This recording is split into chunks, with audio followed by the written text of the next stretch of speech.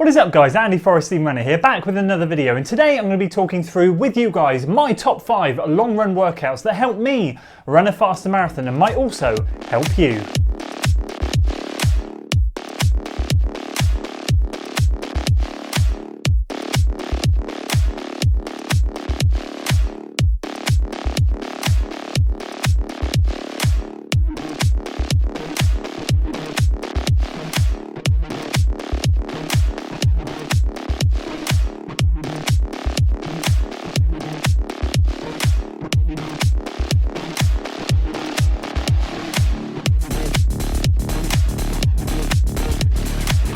So welcome back to another video, and thank you so much for all your recent support over the recent videos. It means the world to me, in particular in relation to this video, the support on the top 5 marathon tips video that was released last week. A few of you wanted to know a little bit more information about the long run workouts that I do. I've had some messages on other social media platforms. I thought what would be great is to encompass it all into one video and go through with you guys my top 5 long run workouts, which I pretty much swear by and do in every single marathon training block. Now this recent one was obviously a little bit different. We got cancelled for our trail marathon, so we jumped into a road marathon, but all through summer, when I was just maintenance mode training, we did a lot of these workouts anyway that we're about to talk about. So what we'll do is we'll dive in, go from 1 to 5 in no particular order, and explain why I love to do each workout and explain how I think they help you in your marathon training block. So if you're excited for today's video guys, make sure you give it a like, share it with your friends, subscribe to the channel for weekly running content. We'll start with number 1. So the first long run workout I want to talk about is the steady long run. This is the most common one that I've been doing this summer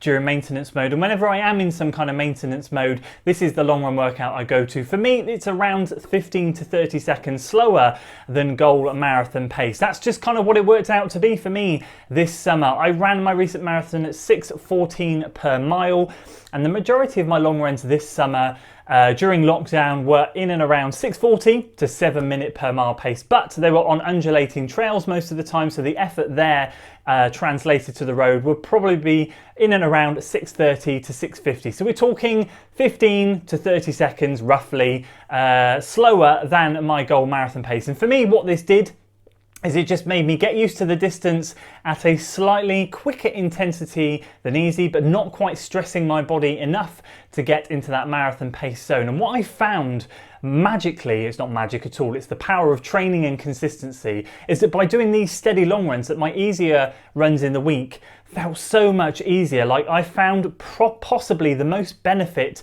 to my all-round general running by doing my long runs at a steady pace. So I pretty much rarely do a long run easy now, and my go-to tends to be a steady long run. And then what I'd find during midweek is that when I go out for my easy runs, my heart rate would be super low, and I'd be running around 7:10, 7:20, 7:30 per mile, which back maybe last year or the year before, I was running 8-minute miles plus. So I found this massive benefit from doing these steady long runs. It's just helped my aerobic development massively, and to be honest with you, I will continue doing them into the future. And the second long run workout I want to talk about is dialing into marathon pace specifically. So doing marathon paced long runs and doing specific blocks of marathon paced efforts. So within a long run, setting out a target of X amount of miles at marathon pace. Now, unlike the steady run where I do the whole run, maybe 20, 21 miles at a steady pace, the marathon pace block would be more in and around 10 to 12 miles maximum. I don't tend to stray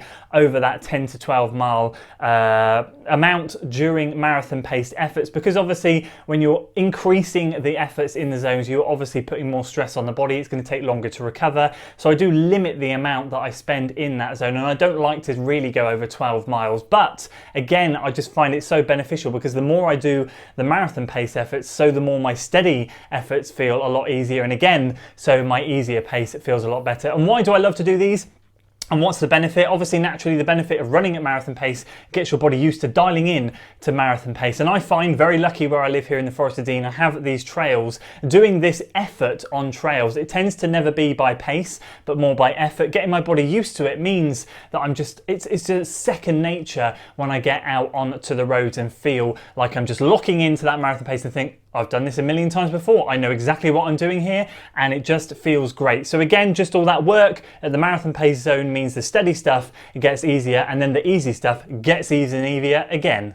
And the third long run workout I want to talk about, and now we're really diving into some specific marathon training stuff. The other stuff can be done very much in maintenance mode and in marathon training, but this now really is in marathon training mode. And these are timed intervals. So anything like 3 by 10 minutes all the way up to 4 by 20 minutes, 4 by 25 minutes. Some people do it by distance, so maybe 4 by 2 miles, 3 by 2 miles, or 4 by 5k if you're really elite. But for me, I tend to do it based on time because I'm working on effort out on the trails most of the time. So I don't try and run a specific distance in a specific time. I just go by time based on effort. And again, those efforts for me personally, depending on where I am in the training cycle, tend to be quicker efforts than marathon pace. So tend to be more in and around the half marathon paced efforts rather than marathon pace. As I'm getting towards the end of my training plan and I'm working to dial into that marathon pace effort, I might do something like 4 by 20 minutes, which is a monster workout,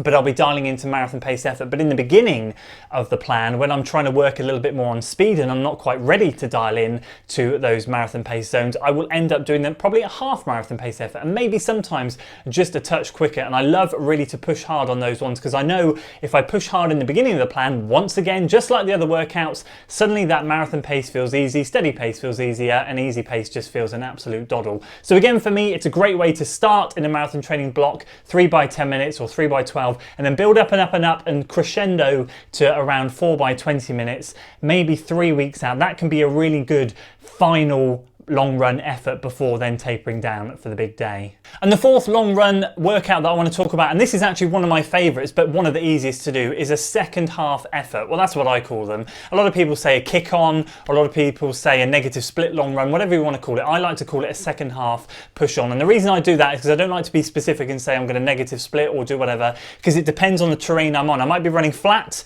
and then I might take to the hills in the second half of the long run and just work hard on the hills, and it might be a positive split, but in terms of effort, I've worked harder. So for me, I just tend to mix it up. Again, I might do flat first half, hilly second half in the beginning of my marathon training plan, again to get that strength and speed work on the hills, and then again towards the end of my plan, it will be certainly more dialed into marathon pace, but first half easy or steady, second half marathon pace. And what does that do for you? Well, it's pretty obvious. It makes you work hard on tired legs. One of my favorites is 10 miles easy, 10 miles hard, or 10 miles easy, 10 miles steady, or 10 steady, 10 marathon pace, 10 half marathon pace. That is an absolute killer. 10 half marathon pace at the end of 10 miles steady is an absolute brutal workout. But again, it's just one of those ones when you're maybe in an unstructured section of your plan. For me, that's something that I did quite a bit in the summer. Again, just like the steady long runs and the marathon pace ones, it just practices my body specifically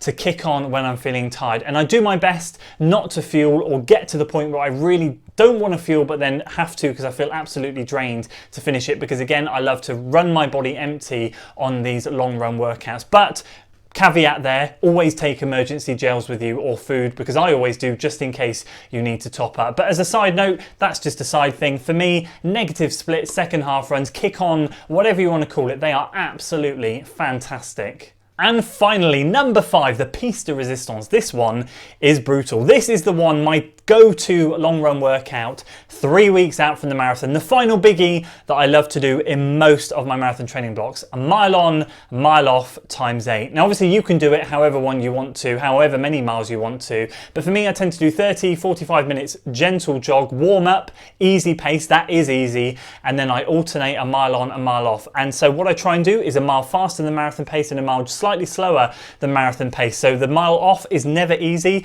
it's more of a float, as some people like to call it. So that might be more steady pace, and then the mile quicker tends to be, if I'm honest, in and around half marathon pace. So if I do that 8 times, I think I remember rightly, the last time I did this, I did 45 minutes warm up, 8 mile on, mile off, which is 16 miles worth of effort, 45-minute cool down, ended up being 23 miles, an absolute killer of a long run. And for me, it is just an absolute principle of getting in there, working, yo-yoing and practicing surges. This one, ladies and gentlemen, this one is the one you want to do if you want to get into that racing environment. If you're on a pack and you want to practice surging and backing off, this one right here is the absolute money. Now for me, it is a killer. I dread it and I can't say I enjoy it, but when I'm done, I feel as if I could take on the world, and I guarantee you, you will feel the same as well. Now I don't recommend jumping in and starting at 8, I recommend starting at 2 or 3, mile on, mile off, getting yourself used to it. It's what I did, and then working your way up. And then when you get to 8, it's kind of 16 miles worth of good effort, 8 miles at half marathon pace, 8 miles at steady effort. Mixed in there is just a really good combination. So that is number 5. So there we go, those are my top 5 long run workouts. Now for me, I do sometimes other long run workouts, but those 5 are my absolute go-to in the majority of all of my training blocks. I absolutely love them and I attribute them to all of my long distance running success, especially this recent marathon, despite me doing a lot of hill work before this one, because obviously the focus was elsewhere. During the summer, so many of those long run workouts were done with Matt on solo, on my own, and in previous marathon training blocks, they're an absolute godsend. They're absolutely brilliant. Let me know in the comments below what your favorite long run workout is, if you do any of the ones that I've said, or if you've got a favorite specific workout that you love to do, that you know when you've run it, you're in great marathon training shape. So there we go. I hope that helped you guys run a faster marathon. If it does, let me know in the comments below. Let me know if you're going to introduce some of these long run workouts into your training, and of course let me know how you get on. If you enjoyed today's video, guys, make sure you give it a like, share it with your friends, subscribe to the channel for weekly running content, and as always, I'll see you in the next one. Until then.